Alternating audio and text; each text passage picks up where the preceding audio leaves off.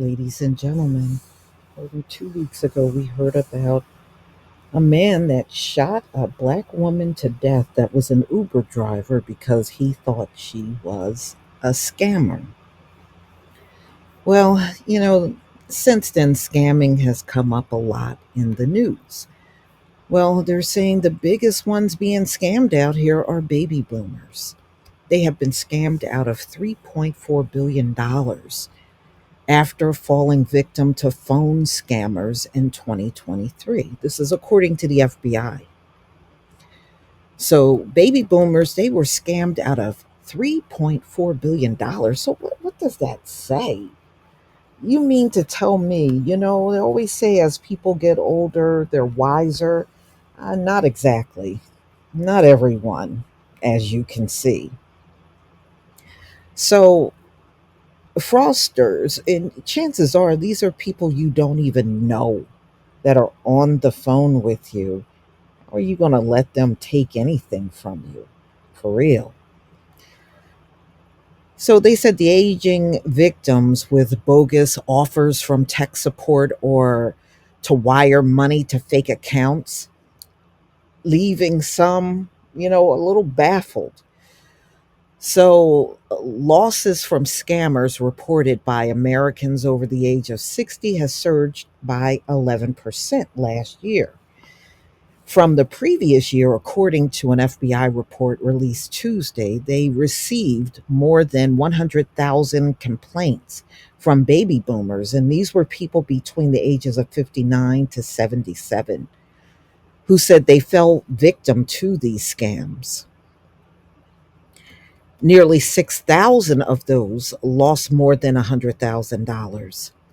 It can be devastating for an older American who lack in the ability to go out and make money to lose that kind of money. Wow. They said some of these people that lost money also became destitute. The most commonly reported fraud among older Americans involved criminals calling homes, posing as tech support or customer service reps. The FBI has warned that there is a growing trend of fraudsters impersonating technology, banking, and government officials in order to convince victims that their bank accounts have been hacked. To resolve the issue, scammers instruct victims to move their funds into a new account, one that's actually controlled by the swindlers. Yeah, but here's my thing. If even if somebody called you on the phone and said your bank account was hacked, wouldn't you call the bank yourself and talk to someone? I'm just saying, most of us know our bank's phone number. We know their phone number. Even if you don't call them a lot, you still know if you're with Wells Fargo or Bank of America, PNC, no matter who you bank with, you know their phone number. So if somebody just called me out of the blue and said your bank account was hacked, I would hang up and call the actual bank. I'm just saying that would be my instinct. I would not take the word of somebody that randomly called me. I'm just saying that. I guess that's just me. In some cases, criminals have had people drain their bank accounts under the guise that they need to either liquidate their assets into cash or buy gold or other precious metals to protect their funds.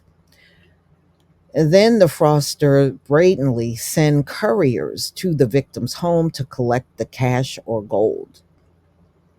So the federal investigators saw an uptick in these crippling crimes between May and December. In other cases, the fraudsters clean, their schemes asking victims to send money or wire money or to get cryptocurrency and then transfer it. Well, you don't have to do any of those things.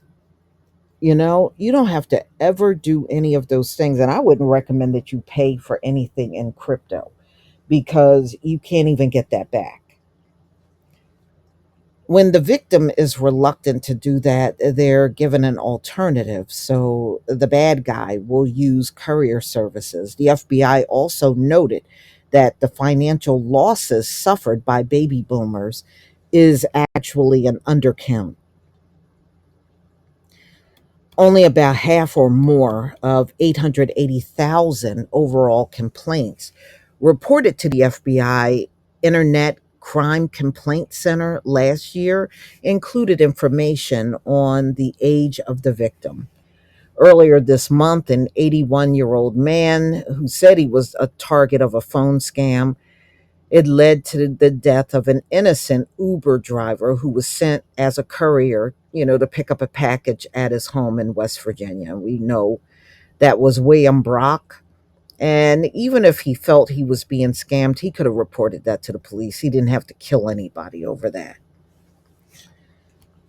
So he claimed he was threatening his family and the scammers were demanding money, but, she didn't have anything to do with that. And I still think he deserves to be punished. So, anyway, the Uber driver had also been in contact with the same person or an accomplice, instructing her the ride share company app to pick up a package for delivery from Brock's home.